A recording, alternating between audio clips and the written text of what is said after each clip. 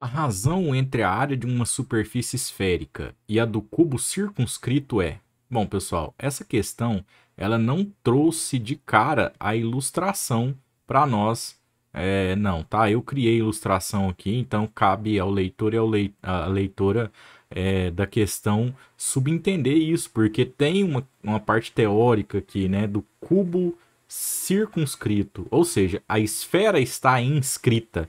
E aí, o que, que significa isso? Significa que a esfera faz aqui com as faces laterais o que nós chamamos de pontos de tangência.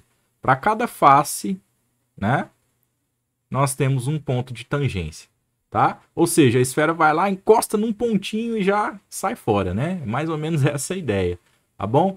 E aí ele fala assim, então, a razão entre a área da superfície esférica, né, e a do cubo circunscrito. Ou seja, nós precisamos da área do cubo e da superfície esférica. E repara que essa é uma questão teórica, ela não tem número, para quem gosta de fazer conta e chegar num número e tudo, né? Então tem que entender o que nós temos que fazer aqui. Nós faríamos o mesmo procedimento com números, mas como não tem, nós vamos trazer aqui, por exemplo, um raio R qualquer, né?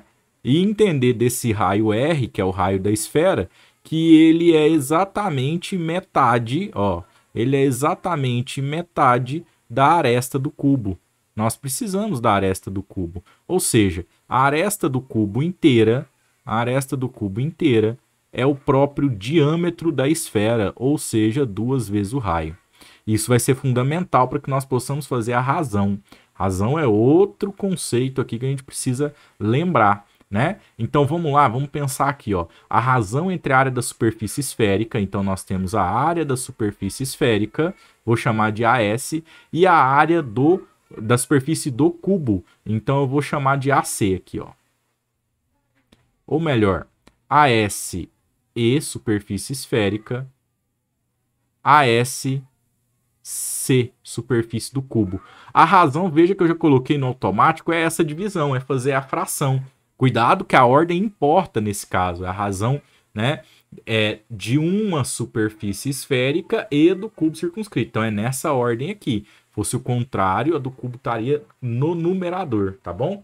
Bom, vamos pensar aqui, ó. Vamos substituir o que é possível. O que é a área da superfície esférica? Dá para calcular como 4 vezes o π vezes o raio dessa esfera ao quadrado, tá bom?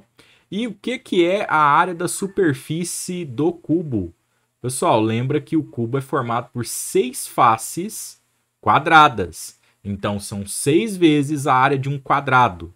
Um quadrado, então, olha só, esse quadrado ele tem lado 2Rs, tá? Então, vamos fazer uma pequena pausa aqui, ó, só para a gente entender aqui, ó. Supondo que esse seja o quadrado, tá?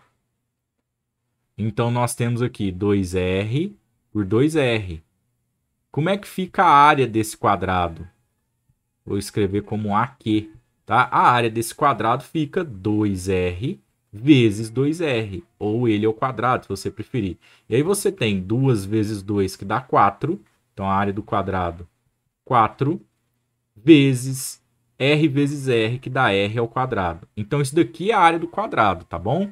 Vamos deixar destacado aqui. A gente vai retomar essa ideia ali em cima, tá? Não precisava fazer todo esse cálculo, mas é bacana para ilustrar, né? 4R ao quadrado seria a área do quadrado aqui. Então, eu vou colocar essa ideia aqui, ó.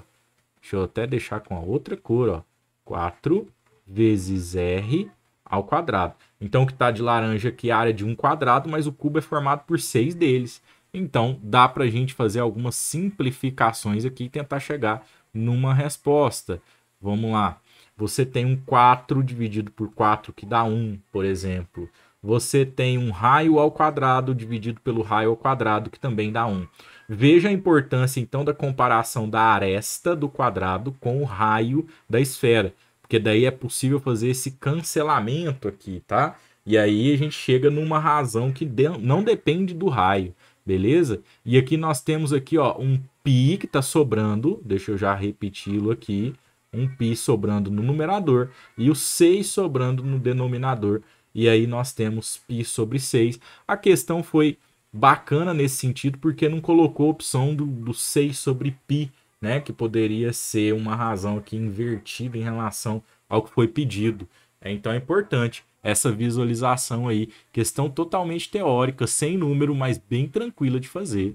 Assim, do ponto de vista que dá tudo para simplificar, né? Chega num número razoável, o π sobre 6, nada de mirabolante. Só que precisa lembrar do conceito de razão, das fórmulas e dessa relação que não cabe um número ali, tá bom?